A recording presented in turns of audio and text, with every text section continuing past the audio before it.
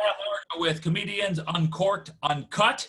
And it's been a while since we did the last one, so I'm so excited to be doing one here today. So, and again, thanks for all the support for Comedians Uncorked and comediansuncorked.com. Have a really cool guest on today. They're all cool, don't get me wrong. But this gentleman I got to see at a local club here in Palm Harbor, Florida called Snappers a few weeks ago, and I'm so glad I did. I have Mr. Sean Finnerty on with me today. Sean, thanks so much for being on. Hell yeah, good to be here. How are you?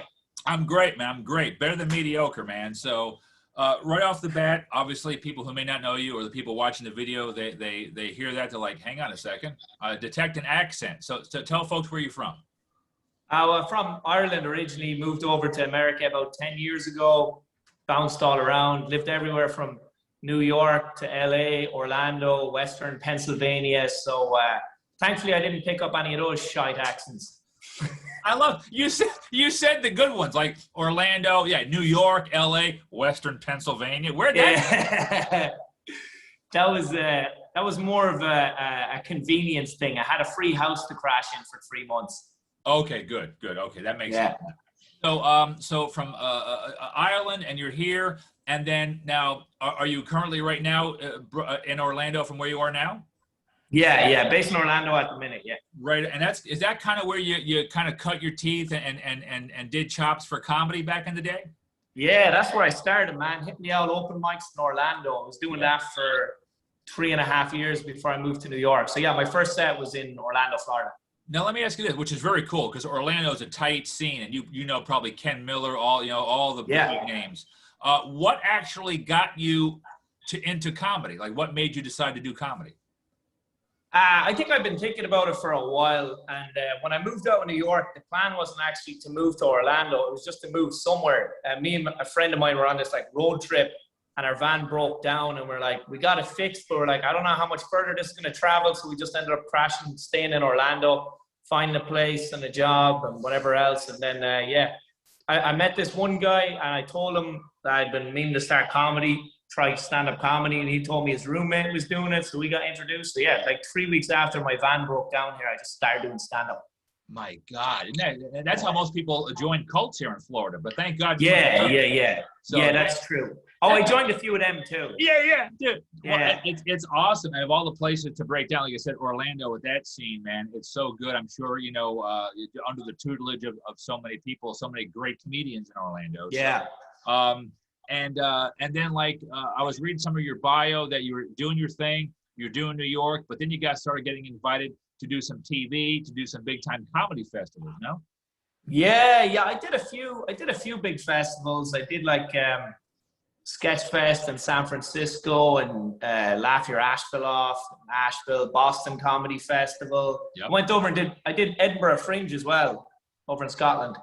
Yeah, now I looked that up because I've seen comedians do that. I don't even think, is it around anymore? I hope it was, but I don't think it is. So they canceled it last year because of the pandemic, but it's coming back this year again. Okay, good. I love that. Yeah. I've been meaning to get, man, one of these days, we Americans, I do want to get to either Ireland or Scotland or both. I hear that's fantastic. Do they like Americans over there? No. Shit. I know, but this comes up a lot when people are like Ireland or Scotland, and I swear Americans think they're the same fucking country. Right. Yeah, it's got grass or something and weird accents. I'm just going to a place where I want to be liked. If they like me in Ireland, I'll go there. If they like Americans in Scotland, I'll go there. But if they don't, I'll stay home. I don't want to be killed. I'm messing around. They're very welcoming. They love Americans. Yeah, because you guys tip. Yeah. That's funny. And people are also wondering, we're going to get to you doing a local show here headlining the Orlando Improv soon. So that's one of the reasons why we're talking too.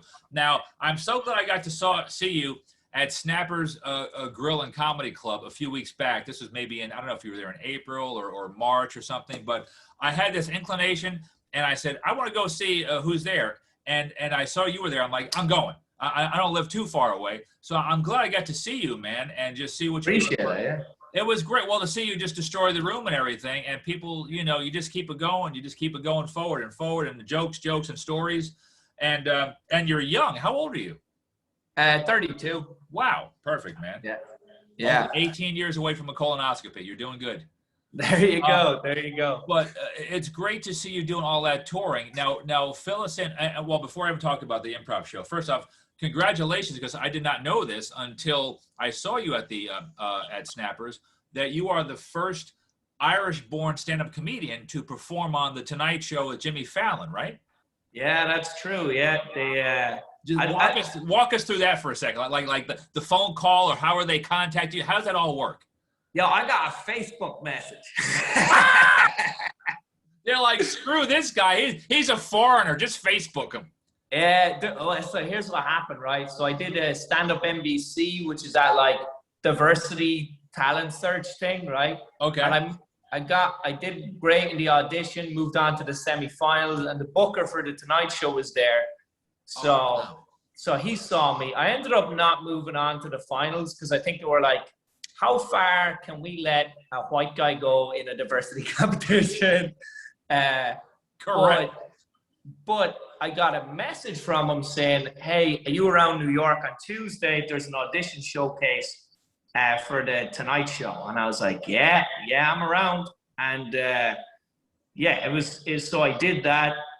And then, like 3 months later, I got a message from him just saying, hey, want to offer your television debut. And yes, it was on Facebook. Wow. Yeah. Now, how does that, for the comedians or non-comedians, how does that play with your psyche, or how does that make you go into that, like that audition showcase, knowing this could be for the Tonight Show, right? If you get it, like, how did that mess with you, or did you go in going, okay, I got to do these jokes because I know they're solid and I'm going for it? Well, yeah, so the set that I was running, that was the other thing. He saw me at Stand Up NBC and he was like, you're great, I love your stuff. Don't do this, don't do this, don't do this. Gotcha. Right.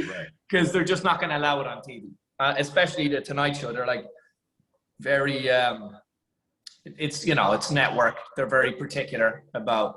So, so I pretty much had the set. So going to the audition showcase, I was just like, all right, let's see what, and I'm on this lineup and I'm looking at, it's like all these people, most of them have been on TV already, Wow.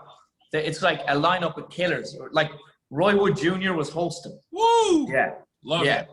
So just like an absolute murderer's row. And then I went up like 7th, I think. So I remember I had a good spot. There was like 11 comics. I was or 12 comics, and I was like 7th. I was like, okay, I got a good spot. The set went well. I was pretty happy with it. Nice. Was it the best set of the night? Probably not. Was it the worst set of the night?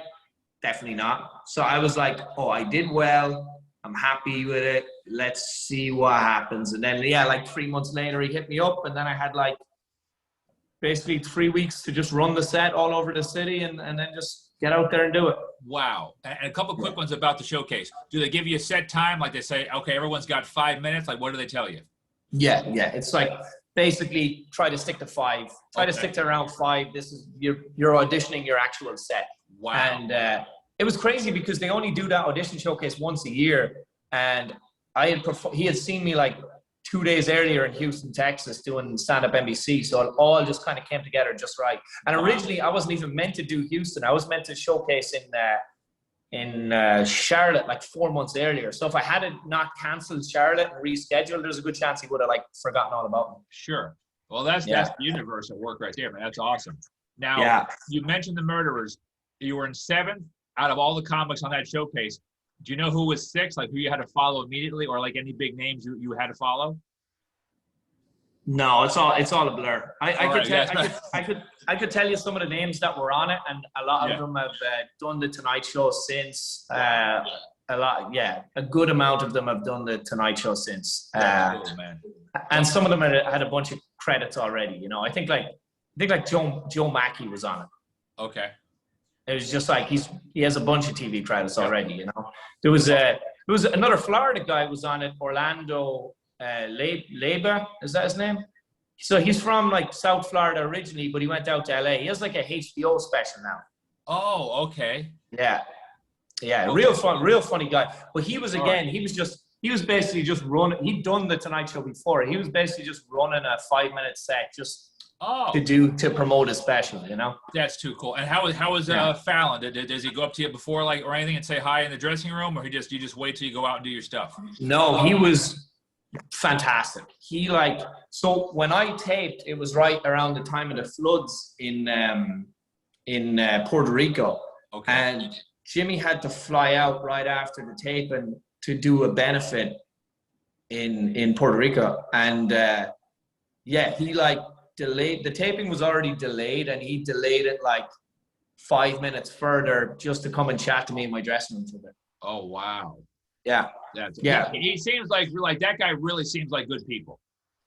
Just the sweetest guy. It was a fun interaction, but it was also kind of weird because I'm like, I'm trying to get in the right headspace, but now I'm also meeting Jimmy Fallon. So it's like this weird dynamic where you're like, you're probably not going to have the smoothest conversation you've ever had, but at the same time, it's like really cool that he did it, Yeah, that's awesome. That's just amazing. I can't imagine. It'd be like making your debut playing football, and you got Bill Belichick talking to you for 5 minutes. You're like, oh, Jesus.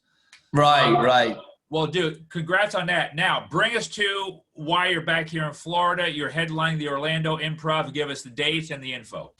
Yeah, so June 24th, it's a Thursday at 7:30 p.m. I'm headlining the Orlando Improv there on iDrive. I'm really looking forward to it. It's my first headlining show in Orlando where I started comedy since 3 days after The Tonight Show. Or 5 days after The Tonight Show, yeah. Wow. Yeah, I came back here and I did a homecoming show right after I did The Tonight Show. And that's the last time I headlined in Orlando. So real excited for that. It's one of my favorite clubs in the country. Can't wait to get out there and have a bit of fun. Coming back. You're going to have you probably have Ken Miller out there. You have all the big names just coming out supporting you and laughing and stuff. Oh yeah. No, I it's been so great being back, just catching up with all the old faces, So it's gonna be a fun hang for sure, 100%. Dude, I love it, and I hope you don't get too big down the road where maybe I can get you on a Comedians Uncorked event. Yeah. I mean, when do you run that out? Fridays or Saturdays? Is it? Very secretive. Oh yeah. It's like the UK, like the SAS. It's very just quiet, hush hush. And then we go in, we do our thing, and we leave. Mostly, usually a Saturday night, sometimes Fridays, but I'm just working on some more venues. So when you get in town, we'll be in touch because I'd love to have you one time come on down and rip up the Tampa Bay area a little bit. So that'd be fun. Hell yeah, because I might have I think I might have a one nighter or a couple of weekends where I have a Friday but not a Saturday. So yeah, we'll chat about it. We'll definitely be in touch. Now, at the end of this, Cap, congrats and good luck on you and break a leg in Orlando. How do people get a hold of you on your social media, your agent, whatever? Tell people where you are. Oh, yeah. You can just Instagram, Twitter, all that stuff. TikTok, whatever. Nice. It's all the same handle. It's just Shawnee Finnerty, SEANYFINNERTY. I looked away from the camera there, I couldn't remember my own. It was very original, very thought provoking. I like it. Yeah. Well, dude, how do I spell my name again? I know, right? Well, you got me with the Y, Shawnee. So I was just and then you have your real Irish, which is a lot different. Right. So it's just my name with a Y in the middle. I love it. All right, man. Sean Finnerty, man, thank you so much for taking time out, and good luck on everything. You don't need the luck. You're doing great. You're all over the country touring and everything. Be safe. And anything you need, man, like you said, we'll try to get you to the Tampa Bay area again, either at Snappers or one of the other fine clubs for a Comedians Uncorked event. So thank you so much for being a part of this. Absolutely. My pleasure, but good chatting to you as always. You bet. And I always tell people thanks for watching. ComediansUncorked.com. I'll have this video up on my Comedians Uncorked YouTube channel and also on the Facebook page. As always, laugh. You deserve it. Thank you so much.